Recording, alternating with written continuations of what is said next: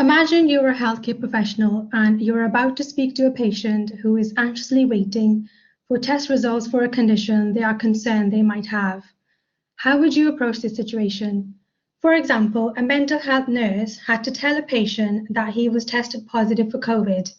As she told the patient, he started to cry and he was worried, going home and giving COVID to his family.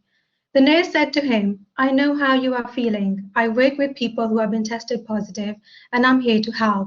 Now that's empathy, shared understanding and acting on the understanding. Isn't that what we all want? To be seen, heard, and responded to? Well, that's the essence of empathy. Empathy is an important component of any form of caring relationship and especially important to quality nursing care. However, nursing programs have been criticized for failing to develop empathy among nursing students. And despite the undeniable importance of empathetic skills for successful nursing practice, no widespread or well-studied curriculum exists to teach empathy. Since empathy can be learned, my PhD study looks at developing an empathy intervention to improve and sustain empathy among nursing students.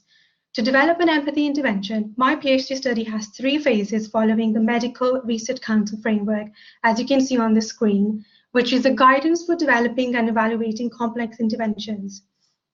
Using this framework, the first stage of my PhD is the development.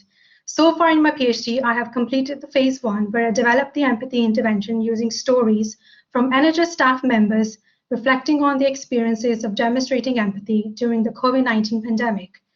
I have recently started working on phase 2, where I'm conducting a pilot study to assess the feasibility to refine and improve the intervention.